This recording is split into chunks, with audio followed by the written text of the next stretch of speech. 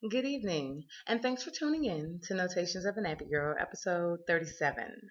I'm gonna be short and brief tonight. Gotta get to work. Oh well. But I did want to put a video in this week and go over a couple of things that I had been talking to friends about this week. Um, I'm on this whole kick this year about self betterment. Um, giving purpose to your passion, building healthy relationships, interpersonal, social, and stuff like that. So, what I really wanted to hit on today was something that I think a lot of people are confused about, and that is intimacy. Um, there are a lot of people out there that because they call underwear intimate apparel, they call having sex an intimate encounter, people tend to think that intimacy correlates directly with the physical act of sexual relations. This is a fallacy, people. True intimacy takes place way before.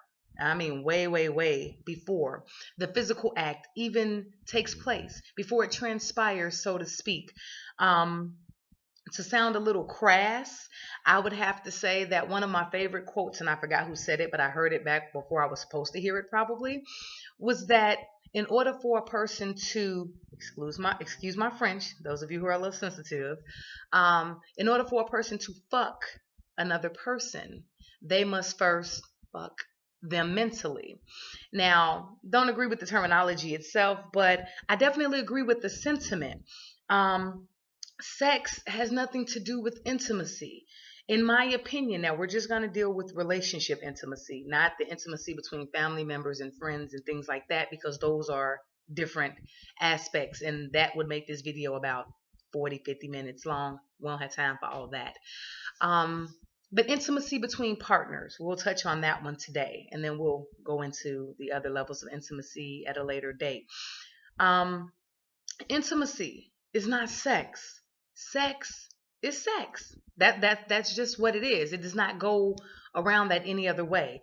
Intimacy can be the way your partner looks at you, the way they move that little stray strand of hair out of your face, the way they wipe away your tears, the way they talk to you, how they walk hand in hand with you through life. Intimacy and intimate moments are when you're just sitting across the room from each other and you're watching TV and you happen to glance up and realize, damn, I can't imagine another person sitting there but that person. Intimacy is waking up and realizing that your life is the dream that you wanted it to be because of that person's presence in it.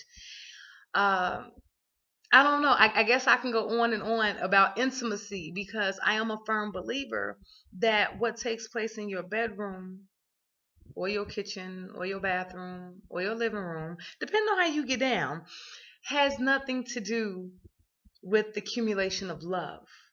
Love is not directly correlated to sex, nor is sex directly correlated to intimacy. They are all separate entities unto themselves. Now, don't get me wrong, they can complement each other. They can enhance upon one another. They can build upon the intensity, I should say. But they don't directly relate to each other. I mean, when I try to get people to understand the ideology between sex and intimacy, and love, I always use the analogy that imagine yourself with your partner and you guys have this whirlwind sex life. I mean, it's hot.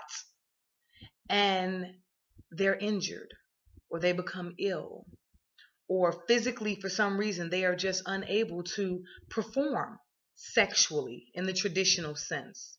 What do you do? Do you love them any less? Do you feel any less attracted to them? Do you feel any less intimate with them because of that disability? Do you just go out and cheat and you keep them because you say, oh, I love you, but since you can't give up the cookies, I'm going to go over here. And a lot of my friends go, oh, no, I'd stay with my partner. We'd work it out. We'd find other things to do. That's the key to intimacy. Other things. A kiss is intimate.